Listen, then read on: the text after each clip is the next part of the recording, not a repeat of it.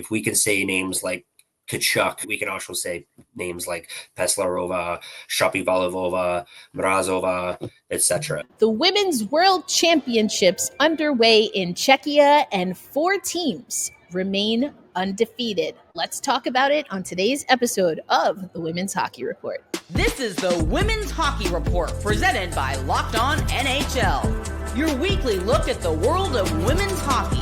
From the PWHL to the international stage, it's the Women's Hockey Report on the Locked On Podcast Network. Your team every day. Hello again, women's hockey fans. Erica L. Ayala alongside Rachel Donner. We are your hosts of the Women's Hockey Report that lives on the Locked On NHL channel as part of the Locked On Podcast Network.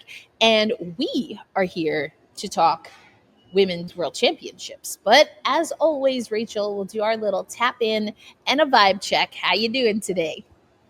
I'm doing real good. I've been spending a lot of quality time shopping for Team Hungary jerseys because I'm like a huge fan now, and I'm very excited about that.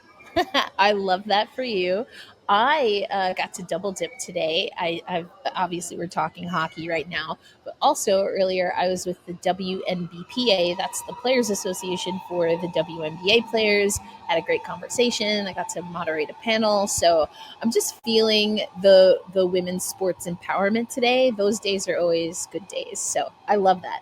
And speaking of power, we've got some top teams. Now, I think most of our listeners and viewers can guess at least 2 of the teams, Rachel, that are undefeated through pool play as of the time of this recording. So as of right now, most teams have played 2 games, or all teams, I guess, have played 2 games, Rachel. There's still a couple of teams that have only played 1, but most have played 2, yeah. Most have played 2. Okay, so we're almost there. But wanted to put that caveat in. So the USA and Canada, of course, the 2 North American teams, we've got a perfect record, including we're recording right after USA versus Czechia, which we'll talk a little bit about. But Rachel, 2 other teams also undefeated. Yeah, Sweden and Japan over in Group B. And both of those teams have been playing well, but in very different ways. So I'm excited to talk about them. Indeed. Well, let's start with USA Czechia, because again, that's the game that just went final at the time of our recording. We saw the United States really run up the score against Finland, who we are definitely going to talk about a little bit later. And Czechia was able to stay in the game, keep it, respectable for about 2 periods, Rachel. They did lose 4-0 was the final score. But what were your thoughts about the game, especially thinking of how Czechia performed through the first 2 frames? Yeah, I think it was interesting because, in the first game against Finland, the USA relied pretty heavily on depth scoring, right? We had Haley Skamura with 2 goals. Lee Steckline scored. Get that Women's Hockey Report bump, Lee Steckline. Kelly Panic, right? Mm-hmm. In that game. But against this Czechia team, it was a much tougher game. And we see a Hillary Knight goal in that game. And we saw 2 goals from Abbey Murphy in this one, who's a younger player for sure, but still, I would say part of like this new core of this Team USA group. And we also saw them find success on the power play, which it had been a huge question for me going into this tournament. And they didn't really get a ton of chances in the game against Finland, only 1 power play. So not going to ding them for not scoring on 1. But they got several chances in the game against Czechia. And the fact that they were able to capitalize on 2 of them, I think was a big deal. And for me, looking from the Team Czechia side, knowing that they were able to hold the United States to 2 goals, which is definitely, you can come back from that, especially knowing some of the firepower that's on this Czechia team. But overall, the story, as we thought it might be, and we have a special guest that we will bring on in the next segment to talk a little bit about this, but it's the physicality, the penalties, and taking penalties at specific times in the game when you're going up against a United States team where, for example, a Hillary Knight is not likely to, she's not likely to give up a chance to score on a power play. If you give the United States an opportunity, they're going to find a way to burn you. At least with this iteration, we have seen women's, or USA teams on the women's side where they didn't prioritize special teams, but the dark days are gone, so we've moved on from that. And so I love what you said, though, that, we saw the United States win in a few different ways. And I think that's reminiscent of what we were talking about when trying to decide for USA what version, or is there a transition, is there a transition that's happening for the United States? For me, Rachel, it still feels like, okay, we've got some young guns. We're gonna let them cook. We'll talk about goaltending in a little bit, and you've still got big sis or mama hen, right, in Lee Steckline, that are around, so not completely left out there on their own. And I think there's still some experimenting, almost, it seems like, with USA. Right. And I think that's ultimately a good thing for this team. Agreed. It'll just be like, can they keep it sustained for a complete tournament? That's the remaining question.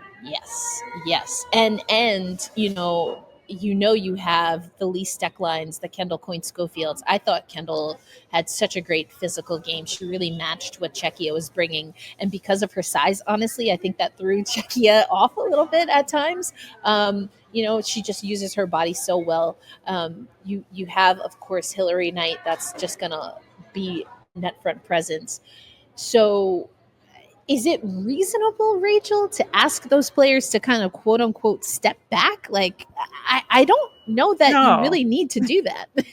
And why would you? And no, not at all. And I think that's where like the big divide is going to happen between USA and Canada. It's like, who can figure out how to pass the torch better is going to determine a lot of things for this tournament and going into the Olympics. Yeah, I like that. And for me, the big question mark as far as passing the torch has been between the pipes, probably for both teams, but it seems like a special pain point for the United States up until perhaps, Rachel, this tournament. Yeah, and what's interesting about this tournament so far for the goaltending is that if you look at each of the teams and who's played the same goaltender for both games versus switching it up, Group B almost entirely has had the same goaltender for both games. Group A, they've pretty much split it up, right? For Team Canada had Kristen Campbell play game 1 and Renee Davienne in game 2. Team USA, Erin Frankel in game 1, Gwyneth Phillips in game 2. We just saw Michaela Hejeva have a tremendous performance for Czechia. She didn't play in game 1 for them. Peslarova played in that game. And so I'm finding it very interesting that like the top tier teams are splitting their goaltending versus the Group B ones that aren't thus far. And we've seen, though, these top teams do what you've identified as a trend in Group B, almost, I think, to the detriment, perhaps, of the development. And now some of those players, we talked about Maddie Rooney, some of those players, are where are they in their respective system, in their respective pipeline? So I think it is interesting. And I wonder if it's a little gamesmanship, perhaps? Could be. Could absolutely be. And it is a really interesting question. Now with Team Canada, obviously, and Renee Davienne had been hurt, so it could have been beneficial to just give her that extra day, right? Yeah. And put Kristen Campbell in that first game. I think from a quality of competition standpoint, I might have reversed it, but from an injury standpoint, it makes total sense. And I think if Erin Frankel is Team USA's goalie, it does make sense to put her in game one and be like, nope, she's the number one goalie. Gwyneth Phillips is going to get game two, but then we'll switch back to Erin Frankel and let it play out as it should. Now, I'm just making that assumption on behalf of Team USA, but I still think it's a valid path for them to take. And I want to add this little wrinkle because I love that we saw Phillips. Totally love that. And I did think it was interesting that we saw Phillips go against her PWHL head coach. So, like there is that too. And shut him out. So. Right, exactly. Like, it's very interesting there. Again, I do think there's a little more gamesmanship in this World Championships than we've seen it a little bit. But that makes it fun. It really does. Yeah, indeed. You mentioned a brace for Abbey Murphy in the game that we just watched, USA versus Czechia. She was the player of the game for the United States. I will never stop loving the Haley Skamura to the national team story, because at a time where things were really tough in women's hockey, there were a lot of people with different ideas of what professional looked like. Haley Skamura from the Buffalo Buttes makes it to the national team, and it wasn't a one and done. She now has become one of those players that perhaps is leading the way of this transition, this hybrid transition for the United States. So I just wanted to give some stick taps to Haley Skamura. Just a really fantastic story there. If we look at the games again, it's 4 teams overall at the time that we are recording that have a perfect sheet. In some ways, I think I just want to talk about Canada before we wrap up this first segment and transition on. But Canada also defeated Finland. So 5-0 Finland lost to Canada. They lost 7-1 to the United States. Canada also beat Switzerland 4-0. What are your expectations, or what were your expectations for Hockey Canada coming into this tournament? And do you think we have a sense yet, Rachel, of what this Hockey Canada team can be? Yeah, I do. I think, I'm of two minds here, because I think that, again, they're trying to fold in some of the newer, younger players. And I think that it's an important aspect of this tournament, especially going into the Olympic year next year. You want to know everything you can about the full breadth of players. But ultimately, when it comes down to it, like in their game today, we had Marie-Philip Poulin assist on 3 of their goals. And she's fantastic and I love her and don't take her off the team, but under any circumstances, and obviously they wouldn't, but what I'm saying is that it's just interesting that it's like, it seems like it's the same crew. Laura Stacey getting involved in the scoring there. Now, we did see, Micah Zandy Hart get her first goal with the national women's worlds. We saw Daryl Watts get her first goal in women's worlds, and I love to see those. So it's like the goal scorers look like a nice wide variety, but if you look at the underlying presence of who's the playmakers driving those goals, it's like the same crew. So I don't think that's a bad thing. I really don't. It's just an interesting thing to know. Interesting. Yes, indeed. Indeed, it is interesting. So those are our initial thoughts through 2 games for most everyone in the fields. But by the time we get you with another women's hockey report, we will be going into the medal round. So we'll have a lot more to talk about, a lot more film, so to speak, to talk about. But coming up, Rachel, we are going to talk to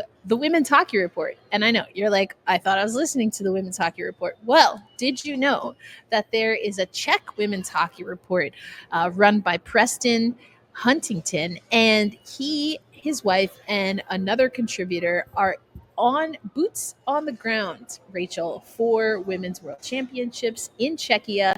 So coming up, we are going to play an interview. I was able to catch up with Preston before he left, and really has some great insights on Team Czechia, including how to pronounce some of the more quote unquote difficult names, at least for those of us living in North America. We will get into that coming up on today's episode of the Women's Hockey Report.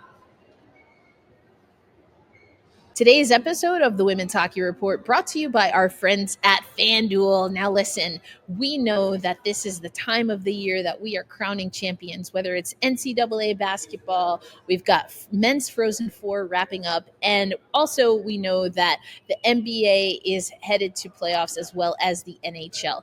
And so we want to let you know that you can head over to FanDuel and they will take care of you if you are a new customer. When you place your first bet and you win, FanDuel will give you, let me make sure I have it right because I have the wrong read here. Okay, here we go. Right now, when you join FanDuel and place your first $5 bet, you'll get $250 in bonus bets if your first bet wins. So again, whether you're talking men's hockey, whether you're talking NBA, we've also got MLB back into the swing of things. You're not going to want to miss out on your opportunity over at FanDuel. So head over to FanDuel.com and claim your $250 in bonus bets today.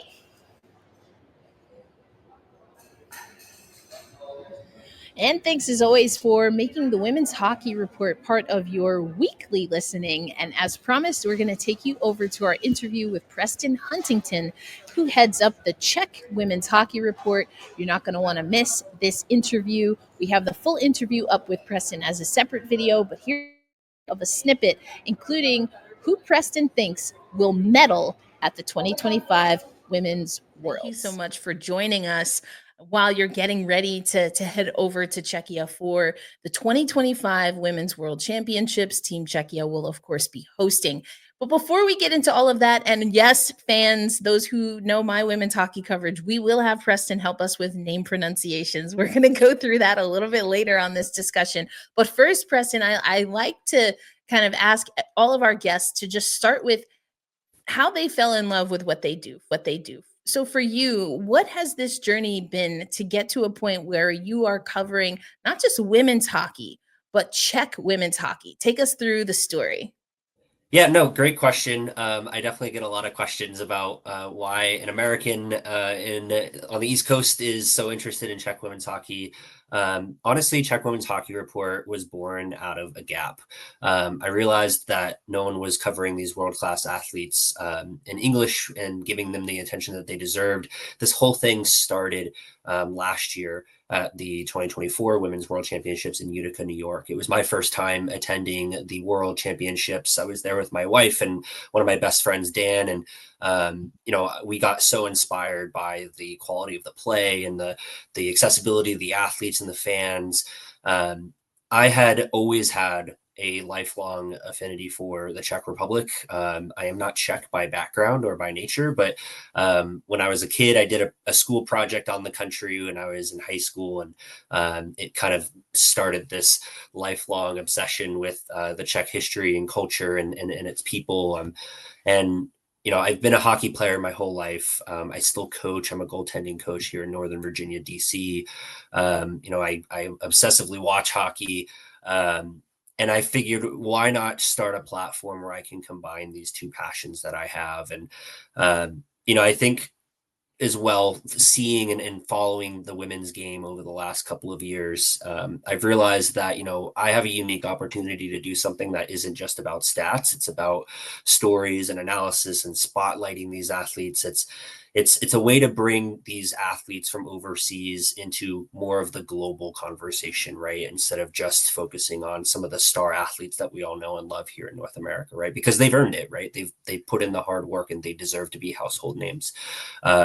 So as far as I'm concerned, we're the only English platform solely focused on Czech women's hockey, and we were very proud to fill that gap. And it's been quite the adventure over the last 12 months. What are your thoughts, about this tournament and what we might see on display from a broad strokes perspective, and then we'll get into Team Czechia? Yeah, I think this is going to be, Czechia is a hockey mad nation, right? This is a country that is a hockey nation through and through, right? The passion's deep. And while the women's game, I think, hasn't always been front and center, I think that's starting to change. We've seen over 70,000 tickets sold for this event, which I think tells you something. And, Czech fans, I think, are ready to show the world that women's hockey belongs on the biggest stage, right?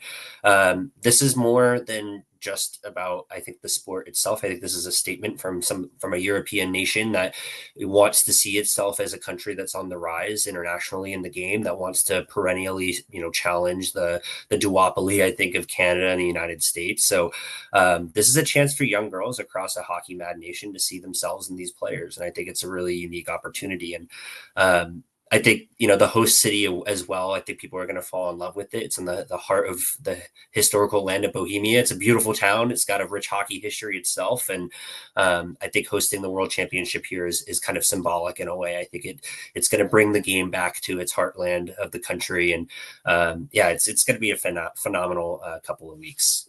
Yeah, and you alluded to it there, but tell us a little bit about where the tournament will be hosted, and from what what are some of the things that people who are going to be in attendance as fans can expect from the host, the host nation, but specifically from the arenas where the games will be played? Yeah, I honestly think what fans are going to see, especially those that are coming from overseas and aren't from Europe, I think they're going to see a level of passion. I think they're going to see a level of excitement that they've never seen before in an international tournament, especially on the women's side, right? And I want to put this into perspective, I think, from some of the things that I've heard from some of the players, right? This is a Czech national team that won back-to-back bronze medals in 2022 and 23. They've finally broken out as a top talent. Yes, they had the shootout heartbreak last year, but this is a team that's been knocking on the door of something historic, I think, for the last couple of years. What's exciting about it is this means so much to them, because when the Czech national team had an opportunity to really play amongst the greatest for the first time, it was in the Beijing Olympics. And that was in an environment where their family members and their fans and the people that care about them did not get a chance to see them play against the best in the world. So this is truly and honestly the first time that some of the biggest names in Czech hockey are going to have a chance to do it at home in front of their family and friends and all the people that have helped get them to where they are.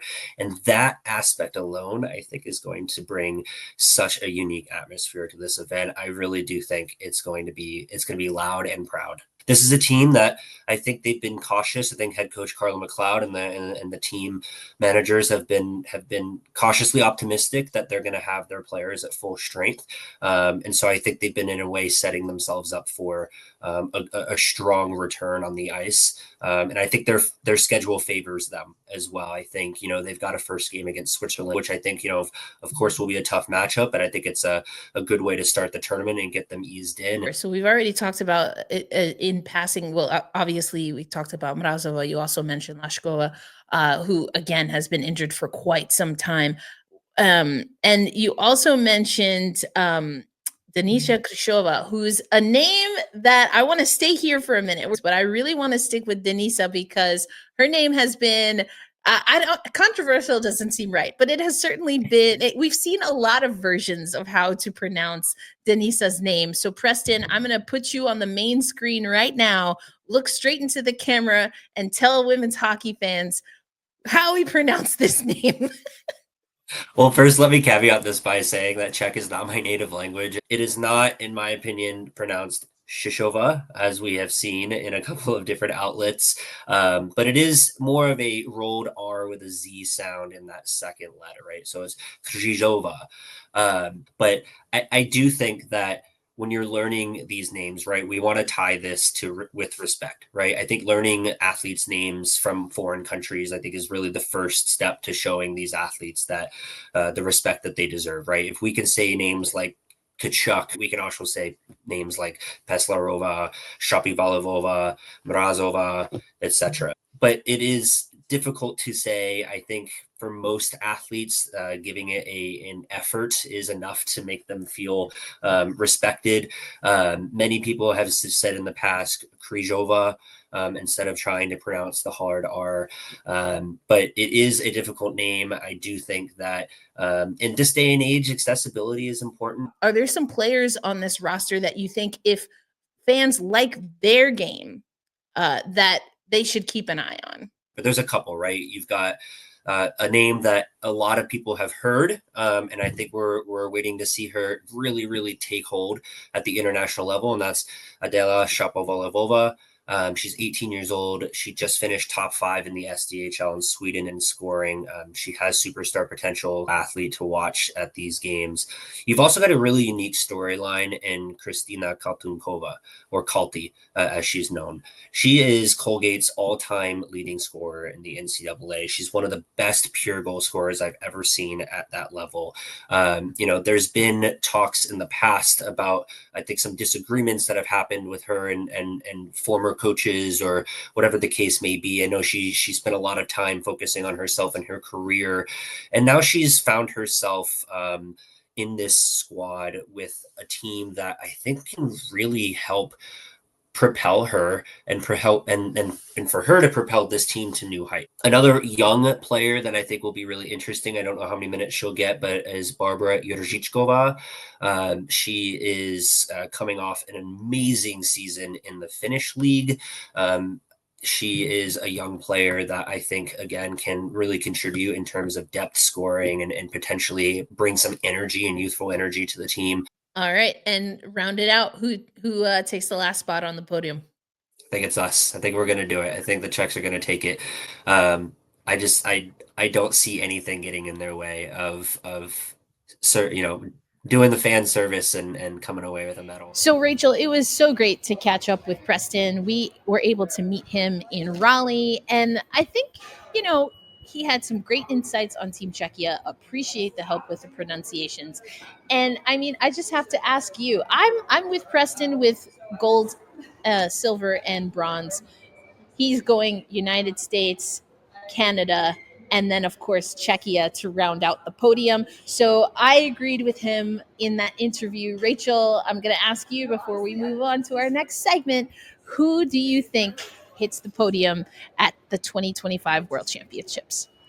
I mean, I can't disagree with that per se, but man, would I love a Group B team to play spoiler here. And so if there is one, I think it's going to be Team Japan.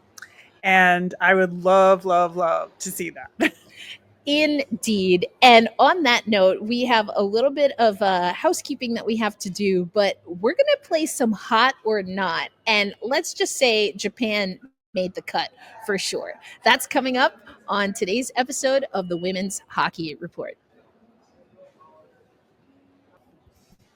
There's nothing like the energy of a live game, whether it's catching a last-minute MLB showdown or soaking in the excitement of a National Hockey League matchup. But finding great seats at a great price, that used to be a challenge until I found Game Time. Game Time makes scoring last-minute tickets easier than ever, and prices actually drop as the event gets closer. And with their all-in pricing, you see the total cost up front, no surprise fees at checkout. You can save up to 60% off buying last-minute tickets for sports, concerts, comedy, and my favorite, live theater. With seat views before you buy, there's no surprise fees and that lowest price guarantee you can book with total confidence. So take the guesswork out of buying tickets with Game Time. Download the Game Time app, create an account, and use the code LOCKEDONNHL for $20 off your first purchase. Terms apply. Again, that's code LOCKEDONNHL for $20 off. Download Game Time today. Last minute tickets, lowest price guarantee. And thanks everyone for tapping into the Women's Hockey Report. I mean, I love that we have some kinfolk in the women's hockey reporting. And from Team Czechia, I just fantastic that Preston and his wife, as well as contributor Dan, are there, boots on the ground. But Rachel, you mentioned if there's going to be someone from Group B to spoil the party, likely for Czechia. I know Preston is not going to want to hear that part of the episode. It might be Japan. So we're going to play a little hot or not. I think we know who might be in the hot category for you. So why don't you kick it off with why you think Japan can play spoiler? Yeah, Japan is already 2-0 in the tournament. And what attracts me about their style of play is that it's extremely dynamic. There's a lot of really great puck movement. There's a lot of speed involved in their game. And I just feel like they play so smart with the choices that they make and the matchups they get out there. And I really feel like they get what they have to do to take it to the next level. And I think based on their past experience of getting knocked down and having to come back up into the upper tier, I think they learned a lot of lessons from that experience. And they've put together a team that really can capitalize on what they do best. Absolutely. And it is something, if you listen to the full interview with Preston, that he talks about. Carla McLeod had her hands on that Team Japan for a little bit there and tried to impress some of the physicality of the game. I think that we've seen great goaltending. Shout out to Nana Fujimoto, who's played with Team Japan. And it was just that they were starting to get goaltending together. Then they had their defensive core together. Then they started to have some skaters that could move well. And I think now we're starting to see them put everything together in a super exciting way. So I'm with you. I also had Team Japan in my hot category. Ooh, about the knot, I'm sorry, but we're going to have to go with Finland. Like, is Finland okay, Rachel? Are they okay? They are not. And it's really baffling to me. I mean, it's not surprising that they're struggling the most in that group because you look at the quality of play in that group, and Finland is the weakest team. Like, I really think so. Now, maybe Switzerland, we'll see how they match up head to head, but I really feel like Finland is just playing with a little bit of like weight in their skates or something. They just don't seem to be moving as quickly or as efficiently. They don't get as many good chances. And it's just rough. It is real rough to watch them right now. Yeah, just the one goal for that was in the game versus the United States, actually, but 12 goals. And that was on the power play. Right. That one goal. There you go. Yeah. So they had the skater advantage. But yeah, it's a little bit of a rough go for Finland. Unfortunately, we've seen Finland, Sweden actually as well, historically, Switzerland really struggle. And some of that we have to mention it. I've mentioned it before. Preston and I briefly talked about it. You know, some of that has to do with federations not really showing up for their teams. And sometimes there's a ripple effect with that. So it's just something to keep an eye on. Again, these are super early. That's why we're not doing like super hard analysis, because we know there's a lot of tournament left in group play, and we'll learn more by the time we get to the medal rounds. But all right, who else in the hot category for you, Rachel? Well, I did mention Hungary at the top of the show, and they are part of Group B, which I find to be infinitely more entertaining and interesting than Group A at this point. I am loving every single Group B game that I've watched thus far. I just find the competition more interesting. I find the quality of play to be extremely high, and I'm having a great time. And I know Hungary has not won a game yet, nor have they scored a goal yet in this tournament. Okay, let's be clear about that. I know they've got issues. However, they are making a game of it every single time. They're getting a ton of shots on net. They're quality shots. They almost had one, but it was a header, and we're not going to talk about that. But it was very sad. It was very sad because it would have been incredible if that had counted. It would have been like one of the greatest goals of all time. However, that being said, the effort that they are putting in is just tremendous. And they're just so much fun to watch. I just want to watch every single game they play now. And they just got promoted into the top tier here. And I think they're going to stick. I really do. Yeah, for sure. I'm with you there. I'm going to stick with the hot because I think it also might lead into one of your knots. Like, the Czech fans have been a lot of fun to watch. They're filling up. I mean, again, we're recording after the USA Czechia game, so we got to see them at their peak, right? They know they're taking on a team that has won gold multiple times over, and they showed up for the Czech national team, the women's team.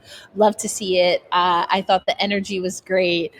So definitely that's a hot for me. But again, I said I think maybe my hot might lead into some of your not.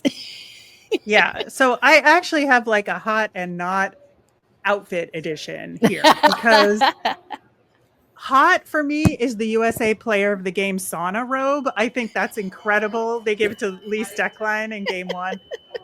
Just chef's kiss, like exact correct pick. What I do not like, in the not category, the superhero outfit in the player of the game ceremonies they do, it feels so cringy to me. So, like I'm feeling secondhand embarrassment for the person that has to wear it. And I'm sure they love it and I'm sure it's fine. And I understand what they're trying to do there. But for me personally, it feels so weird. It's so weird. Anyway. Oh my gosh. All right. Well, listeners and viewers, you have to let us know, what are your hot and not this far into the Women's World Championships hosted by Czechia. Don't forget to check out our full interview with Preston. And of course, Rachel and I will be back next week to talk about the medal rounds. But we're not going to leave you without doing what we do pretty much every show, Rachel, I guess until the off season, which is super sad. I don't even want to think about it. But we are going to give you a game of the week. So from the remaining games in pool play, Rachel, because we don't obviously know the quarterfinals and whatnot, is there a game that you are super excited to tap into? Yeah, I'm very excited for Sunday's matchup between Sweden and Japan. They're the two teams that are undefeated in Group B. We haven't really talked about Sweden, and I think, they're winning, but are they playing as good as they can? I don't think so. I think there's like an untapped potential there. I know some people are questioning continuing to put Emma Soderberg in net because we've seen her struggle in the PWHL. She's played well so far in this tournament, but does she have a ceiling? And that's the question there. Japan, like we've talked about, is operating on all cylinders here, right? And so I really think, that they have a really strong opportunity here. I think Akane Shiga looks tremendous. She played for the Charge in season 1 of the PWHL. I miss her greatly. And she had a fantastic game, a killer move on the goal in the third period against Finland. Like, I love her. So I'm very excited to see this matchup. Yeah, for sure. I am going to harness in Preston here, since we're all Women's Hockey Report family. Obviously, as someone who's following Team Czechia, he is keen to watch Finland versus Czechia. Now, at the time that Preston and I talked, we thought it could be a really good barometer for this Czechia team. That being said, Rachel, Finland was on the not list. So that being said, I think it's still a good barometer for this Czechia team. If they can play poised, really figure out the physicality of the game, they should be able to do pretty well. And that puts them in pretty good position where they want to be, certainly as hosts. So that's Preston's pick. And I mean, you know me, I always take the obvious pick, Rachel. I always take the obvious pick. And I have to believe that most, if not all, of our listeners and viewers, they want to see USA, Canada. We will see it in the prelims because they're both in Group A. And is Anne-Renee Debian healthy? What will Sarah Nurse look like? Those are two major players that are coming off of injury. Obviously, Sarah Nurse did return to PWHL play, and that's a good thing. And we're upping the ante, right? This is international competition. And then it goes back to not just for USA, but for Canada as well. What is the balance that they will strike when it comes to the new kids, the hybrid vets and the OGs? I think we all know the answer to this one. It will be, yeah. I'd be surprised if this game is not decided by the OGs, but that's why we play the game, because wouldn't it be great if one team, the victor especially, really has a young gun solidify it. So I'm looking forward to that one as well. But Rachel and I will have you we'll have you covered on our next episode. But if you're not already, make sure you follow the Women's Hockey Report. We have a super long name, which is Locked On NHL Women's Hockey Report on TikTok.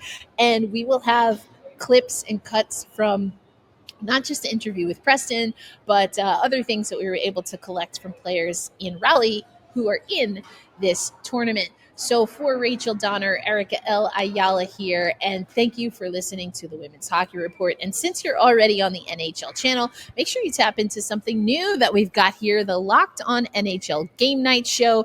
Every game, every night until a Stanley Cup champion is crowned. If that's your vibe, the men's hockey. Get local analysis on a national scale. Find NHL Game Night on Locked On NHL on YouTube or wherever you listen to podcasts. Until next week, make sure you're tapped in to Women's World Championships, and we will have you covered heading into the medal rounds. Peace out, everybody.